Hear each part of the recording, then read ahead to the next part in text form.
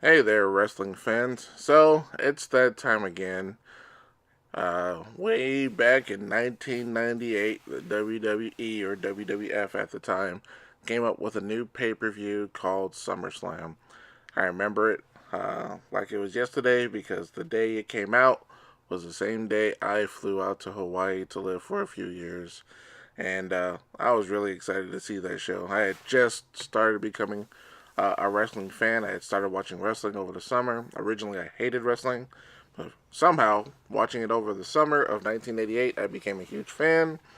And here we are, 30 years later, and it's still here, and it's in Brooklyn, New York. So, anyway, it's been an amazing ride, and we're going to have a whole lot of matches tonight. I think there's 13 matches. This is insane. And it starts at 7 o'clock, and I have a feeling it's going to go well past the 11 o'clock hour, maybe even until almost midnight. So it's going to be a very long show. So be ready to have your wrestling. I can't think of the word at the moment, but it's going to test your mettle for wrestling for quite a while. So anyway, let's go over some of the matches here and see what happens. So the pre-show starts at 5 o'clock Eastern, so that even adds 2 or more hours to the overall experience. So you're looking at possible 6 to 7 hours of wrestling, and it's gonna be quite an experience. So the first match that they have listed is going to be a tag team match between Rusev and Lana and Cien Almas and his lady friend, I forget her name, Zelina Vega. Boy, that's a mouthful. And that's going to be an interesting match. I have to say that it's been interesting how they've used Cien Almas since they brought him up from NXT. He was quite amazing when he was with NXT, and he's an excellent wrestler. They've put him in a few pre-matches before. They had him with Sin Cara a couple of times. The one on SmackDown was a very good match, but then for some reason, the pay-per-view right after that, where they did a pre-match together, it wasn't as good. But he's had a match with AJ Styles, which was really good. And so I think he's on his way up. He's gonna have a very good match. Not sure why they did a tag team match here because he could have had a very good match with Rusev alone, and it would have been very entertaining. But for some reason, they just decided to add the ladies on. Lana, they've tried to make her more and more of a wrestler instead of a manager, and she's getting better at what she's doing, but she still needs some work. And then I forgot the lady's name again. Zelina Vega. From my understanding, she's done quite a bit of work over the years, and she's pretty decent. So it's gonna be an interesting match, and I am going to go ahead and predict that Zelina and Cien Almas are going to win this one for the pre-match because they're new and they're getting the good push. And Rusev Day is already over, um, and with those two, they can lose a match as long as it's a decent match. They can lose, and it won't hurt them one bit. So the next match looks like it's going to be for the Cruiserweight title, and it's Cedric Alexander versus Drew Gulak. He's been there in this Cruiserweight division for a while, and he's been interesting. I have to admit that the Cruiserweight division has just not been given the love and attention that it needs from WWE.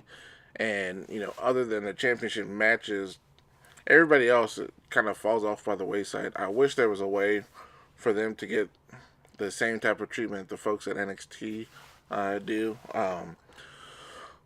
But they're kind of like the redheaded stepchild, and I hate to use that phrase, but I think the match is going to be good. And in the end, I still think Cedric Alexander is going to win. But ultimately, who's going to care? This whole division just doesn't get the recognition that it deserves. Maybe they can I know they used to dedicate some time on Raw to it, and then they did away with that. They get, so they get no showings on Raw or SmackDown, and they expect folks to switch over on Tuesdays to watch 205, which is not the easiest thing to do if you're a wrestling fan.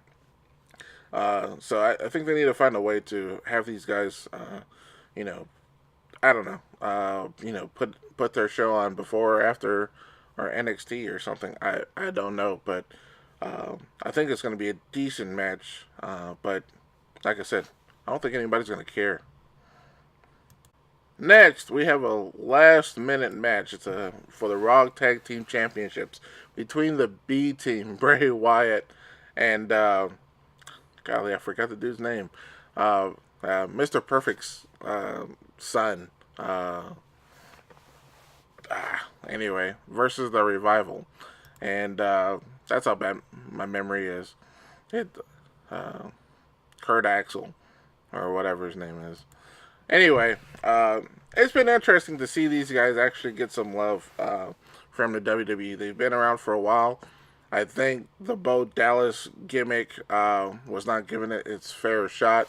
It started off strong, and then for some reason, either Vince soured on it or the writers soured on it, and then he was made into, basically a jobber or however you want to use. And these guys have kind of floundered for the past few years, and now they found something for them to do, and they've been quite entertaining. I really hope we can have these guys seen more and have them put them in quality matches, so we can have them with a good match here with the Revival. The Revival has been seen to have good matches with everybody. I don't think I've ever seen them in a bad match. So you have this match be about 15-20 minutes and have some decent spots, and we can have a good showing here. I think in the end, I still think chances are the Revival's going to win this one. If I were to say the tag team champions were to change here, simply because I don't think the other tag team championship match is going to change, but we'll see. Next, we have another tag team championship for the SmackDown tag team championships between the Bludgeon Brothers and the New Day. So we've had this match before a couple of months ago, and the Bludgeon Brothers just killed them. So I don't really see how this match can be quote unquote any different. I think it's going to be a longer and more entertaining match. Interesting, we haven't seen anything from the Usos in a while, so could we see them possibly interfere, or are we going to see a possible interference by any other tag teams out there? Like I said, I see it as it could be a long match and a fun match, but I just don't see the championship changing here. The Bludgeon Brothers have been made to be incredibly powerful and almost unstoppable. So, in the end, I see them still holding on to the belts. So, next we have one-on-one match between Finn Balor and the Constable Baron Corbin. I have to admit, I liked Baron Corbin before he became the Constable. But for some reason, they kind of changed his title. He needed a new look since I guess his hair was leaving him. But Finn Balor, I feel, is a much more talented wrestler, a much better wrestler. In the end, they've had these matches against each other for the past few weeks where they've gone back and forth. And they've given Baron Corbin some clean wins over Finn Balor. In the end, I think Finn Balor is going to win here. What I really hope for is they allow Finn to come out wearing his demon makeup.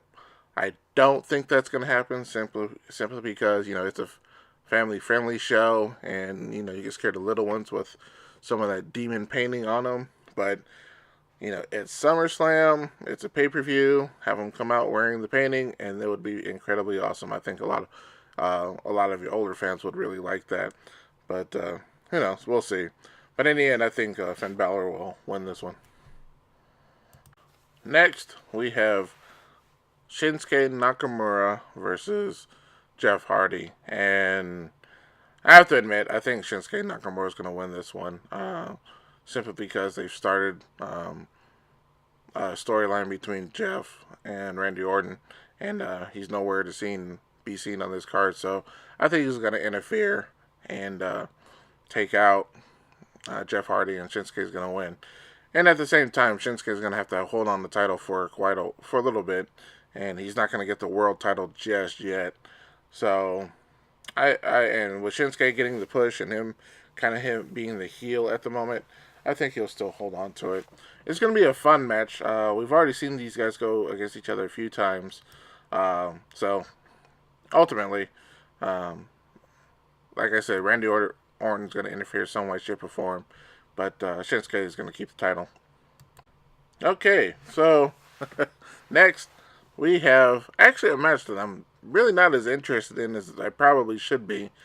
We have The Miz versus Daniel Bryan, and these two have kind of been going back and forth against each other for quite a few years now, all the way back to the original NXT programming, to that infamous spot on Talking Smack a while ago, and even till now, and it's going to come to quote unquote a head here. And I think it's going to be a good match. Both of them are quality performers. It's going to be a lot of fun. But personally, I feel the WWE has just basically set it up for Daniel Bryan to win. I mean, it's just, to me, it's just almost as plain as day. So it's going to be a fun match to watch, but I think it's going to be incredibly predictable at the end. He's going to get, the yes lock, or, the flying knee or whatever on him, and he's going to get the clean win here. So next you have a triple threat match between Carmella, Becky Lynch, and Charlotte Flair. And in all honesty, I really have no idea what to think here. Obviously, you have two excellent wrestlers in Becky Lynch and Charlotte Flair, and then you have Carmella, who's more of a good talker. She can go out there and perform a few moves, but she's not on the same caliber as the other two.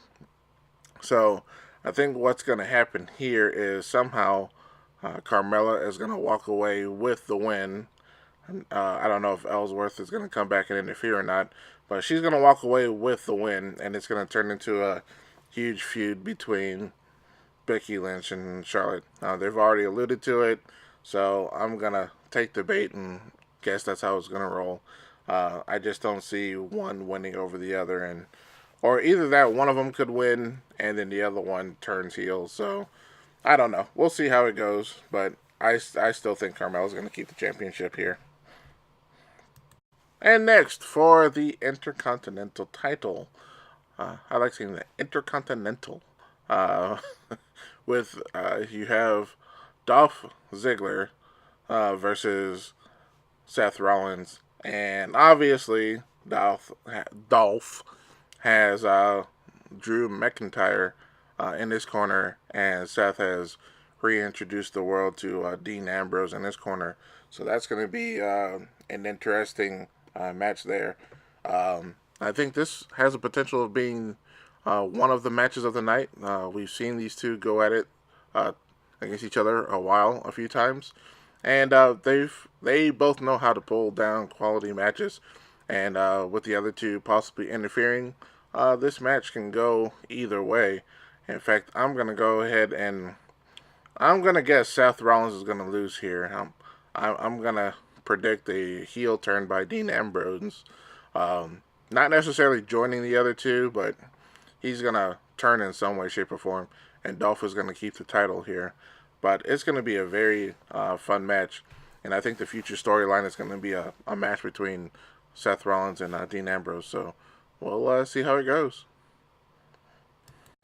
So next we have a match between Braun Strowman and Kevin Owens, and the stipulation here it's going to be some type of extreme match or whatever, but it's going to be for the Money in the Bank contract.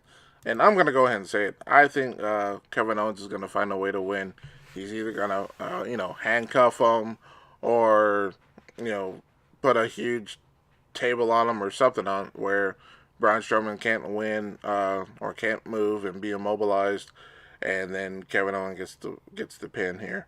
Um, that's just my thought.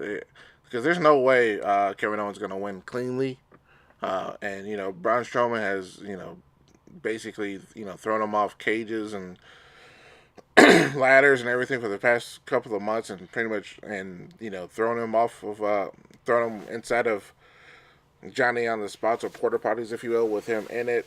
So this whole past few months has been Kevin Owens being blasted by Braun Strowman. I think this is going to be the turnaround match to where Kevin Owens gets his revenge. So I'm going to call it right now. Kevin Owens is going to win the Money in the Bank contract from Braun Strowman in some way, shape, or form.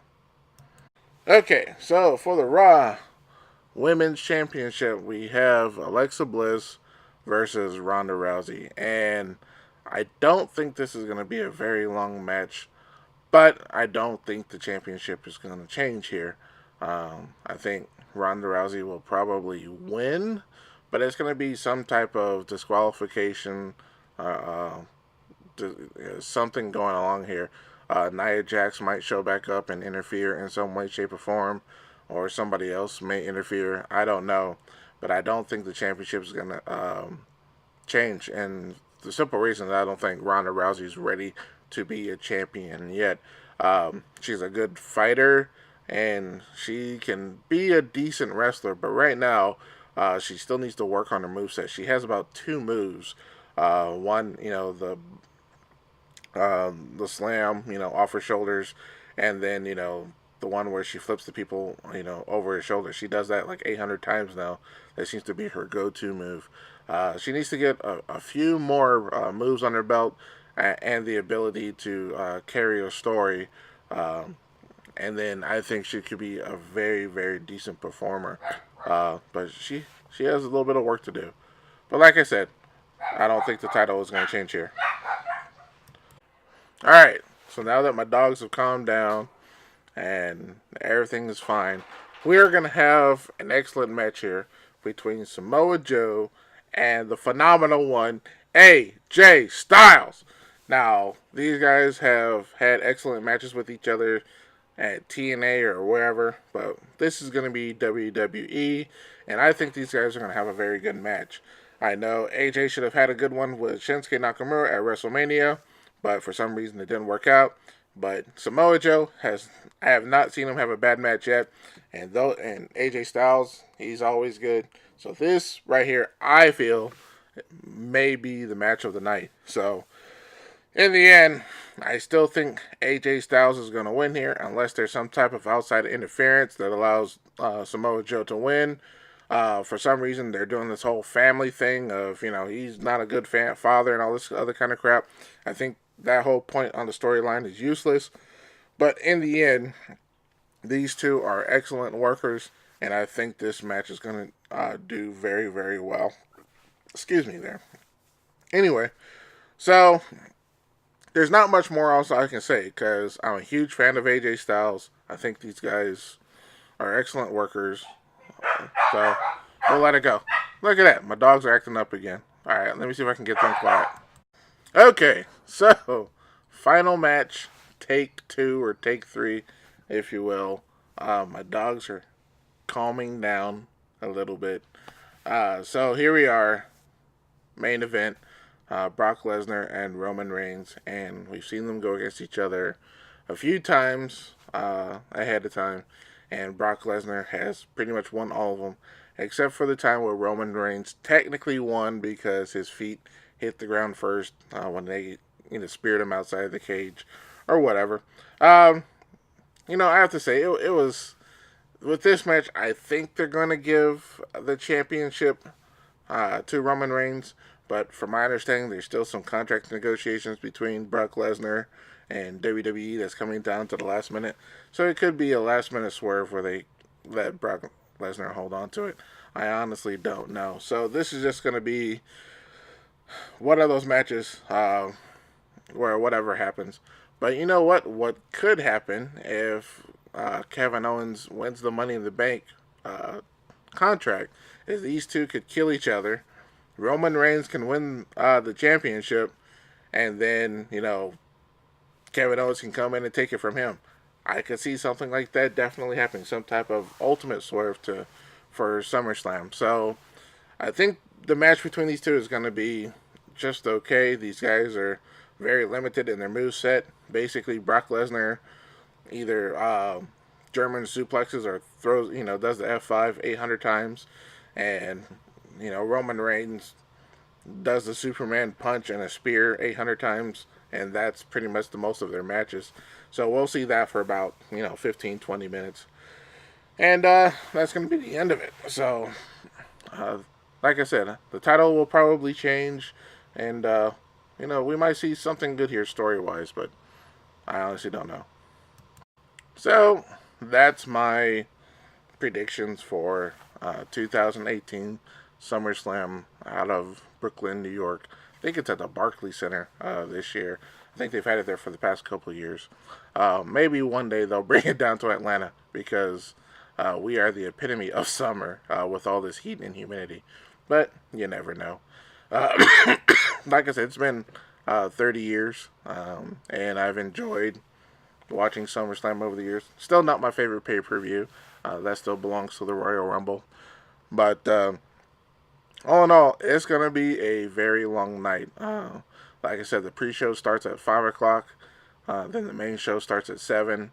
And I have a feeling it's going to go until about 11, 11:30, maybe even midnight. So you're looking at 6+ hours of wrestling. And I'm not going to deny it's going to be a very long night. And and then after watching this, to be ready for Raw and SmackDown on Monday and Tuesday, that takes any wrestling fan to the limit, and I can definitely attest to that. But that's why they only do it 4 times a year. I don't think they could do this every month. I know they do other pay-per-views, but not to this degree. But anyway, tell me what you think of how SummerSlam is. Give me your thoughts. I like talking to you guys. And if you want to hear more of my ramblings when it comes to WWE, sports, football, video games, and movies, hit that subscribe button. Don't forget, I am doing a giveaway this month of the Avengers Infinity War Blu-ray and limited edition Target Funko Pop. And if you like to enter, all you have to do is subscribe. I'm going to pick randomly one active subscriber, and I'll send that to them. And the contest ends at the end of this month. I'll post the link to that contest in the description below. But if you like I said, if you want to enter, all you have to do is subscribe. Simple as that. One button click. And that's about it for me. And until next time, peace out.